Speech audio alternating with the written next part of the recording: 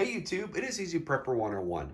Today we are going to explore what to do if your power goes out or if you are stranded in your car and your cell phone dies. And the answer is battery banks or battery backups. So this is going to be kind of a quick video. These are just a few of the battery banks or backups that I have and that I carry around at all times. This one right here, I've done a video on a long time ago. I had this in my work bag, and when I pulled it out to film for the video, I haven't charged this in probably a year and 4 months. So I was really curious to see what the battery life was going to be, and it was full, which was absolutely fantastic. I have this other My charger here. I've done a review on this this is in my Vertex bag that I have in, and that's why I kind of have the hand sanitizer, a Swiss, and a couple different power cables. And I've had this one, and this was the same thing. Pulled it out about a year, 13 months, and it had full charge. The same thing with this guy. This is actually my little battery bank or power charger that I have in my backpack when I go on vacation, and that was at full. I had, it was fully charged when I plugged them in for all of them. Now I did get a little, it was still saying, hey, could use a charge, which it didn't really take long. I think this took maybe 30 minutes. This took maybe 40 minutes. This one took 30 minutes. This is my wife's one. This is a Harry Potter one. And these are kind of great too, because she got this very cheap. So if you can get these small little, almost like a lipstick one in, put it in your wife's purse. If she carries a purse, they're great to have, or in the different types of EDC bags, or you can really put it in your pocket. It's, not that bad. I mean, you can almost could count this as a wallet if you really wanted to, but these are just some of the ones that I have and I love using. And there's times where you're driving and you're in your car and maybe your cigarette lighter might go out, and guess what? You have one of these, it's going to be real easy for you to pull it out, plug your phone in, you're good to go. Or if someone else has a different type of a phone, they might have the cord, but maybe you're charging your phone. If it might be dead, having a battery bank could also help you. Now, what happens if you're stranded and let's say your car dies and you can't charge it? Well, that's when these come into play. And that's why I love having this in my backpack when going on vacation, having this in the Vertex bag for multiples options, having this in my work bag, because we've all had it where we've been with someone or a friend and all of a sudden the battery just dies and you're stuck on the side of the road, and lo and behold, someone's phone is at 15%, someone's at 20, and you're trying to make phone calls, texting, and your battery just dies. And that's why it's really good to have these types of battery bank backups. Now, also the one thing you can do is in my solar kit videos, they have a little USB to where you can plug that in and you can charge your phones, and have to also charge these as well to keep these going. If you are in a grid down situation, if you were in your house and let's say you lost power and you need to charge your stuff, well, that's why if you're able to have a solar kit, having a Harbor Freight or something you can charge, and you don't have the inverter to maybe plug it in, but if you at least have the USB, then you're safe to go. So there's a lot of things you kind of want to think about, like how are you going to, once you charge this, because most of the times this one you might get one full charge out of it, and then this is done.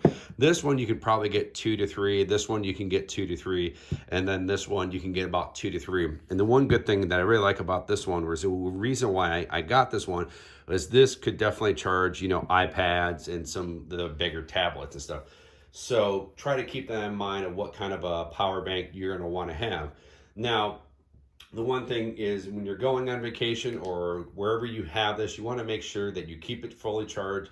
So in that emergency situation, it's ready to go, because you don't want to use it and then you use it a couple more times, and the time you really need it, you've used it a few times and you didn't charge it. So the rule of thumb that I think a lot of people do, and it's kind of common sense, is once you use it, as soon as you get home, plug it in, get it fully charged, and put it back where it needs to go. So if you need to use it, you're not down 50% or 20%. And that's the one good thing that I like about these chargers. So you can just flick it, and as you can see, it tells you with 4 lights where you're at full, 3/4, 50%, and down to 25%. So at least going to give you that how much time you're going to have with those. Now there are some like this one doesn't have, but you really have to know these is pretty much like a one and done in a way. So, but you have to kind of worry about these do not hold their charge as well. And my wife has had a few different ones of these and they don't last long. They may be like a year or two. So be on the lookout for that. Now, the one thing I'm going to recommend that you can have, and it's a fun charger to have, but I don't recommend taking it on vacations or if you're going to be going through security or checkpoints or places where they're going to search you. And this was actually a gift that I got from my brother, which is this right here, and it's actually a USB charger. It can charge your cell phone or tablet, so it has the lights on there indicated for you to plug it in, and then you can charge it. So for the USB, and then to manually charge it. And then there's a clip that goes over it that you can put extra cables in there, and it kind of covers it up. And it came with this cool paracord phone charger, depending on what type of phone you have. This is, like I said, the paracord where you can have to charge, like a Samsung or any type of an Android, which is really good. I always carry around the Apple phone charger that will work for my cell phone and my wife's cell phone. Now, the one thing, I just picked up the new iPad Pro for editing for my videos and stuff, and that charging port is different. It used to be the lightning bolt, and they kind of changed it to the fast one, which I hate when Apple does that, but that's something you need to be thinking about when you're charging products or if you're going on vacation. So if you're going to be going on vacation or going somewhere, knowing that you have to have this phone, you need to make sure that if you need a battery bank, you need to make sure you do your research to find out that will this battery bank charge a tablet or maybe even something a little bit bigger or a little bit smaller. So make sure you do the research to find out if these battery banks can do it. And out of these, all of them can do it except for the little guy here. So the biggest thing is make sure you keep these fully charged. Make sure you have the proper cables for the devices for charging what you might need. Some people will have an Apple phone and some people have an Android just to be nice. And sometimes people will just have what they have, and most people will have their cell phones. And also too, with the new technology that's coming out, you can also charge, you can get the pucks that you can just put your phone on, and then it'll just charge whatever product you have, like a phone or a tablet, if you're able to do that on your phone. So we're going to wrap this video up. Hopefully you guys enjoyed this. This is just, just something else to be thinking about down the road of things you kind of want to prepare for, because there's always so much to be thinking about. Like we've covered in the What If series so far, from food to water to, to how to gas storage to so many things that it's hard to always prepare for one thing. So it's one of those things, try to be organized, try to figure out what it is that you're going to do, work on one thing, get everything that you're going to need for that, try to become the best as possible, or like the master of whatever you have, and then you can move on. So if it's like learning how to do a bow drill, or make sure you how to do that, make sure you become the best. So if you're looking into battery chargers, and I know I kind of went off topic there just for a second, but make sure that you kind of become like the end all be all of knowing what these battery chargers, because if you're with your friends and someone goes, man, I need a battery charger. Oh yeah, use this my charge. This works great. Or hey, I don't get that one. Get the whatever gearhead.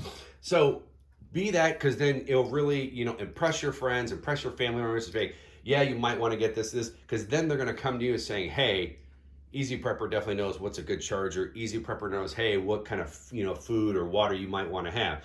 So try to be that master of it, to try to best that you can. And be honest, if you don't know, don't BS, because if you do, you're going to get caught and you're just going to look a fool. So just a little advice. So we're going to wrap this video up. Write in the comments down below if you guys like what you see, and let me know, if you guys take chargers, if you have them in your work bag, or if they're in your vehicle, or if they're at your desk, or if you go on vacation. Write those down below. Hit that thumbs up if you like this video, and if you haven't, please hit the subscribe button.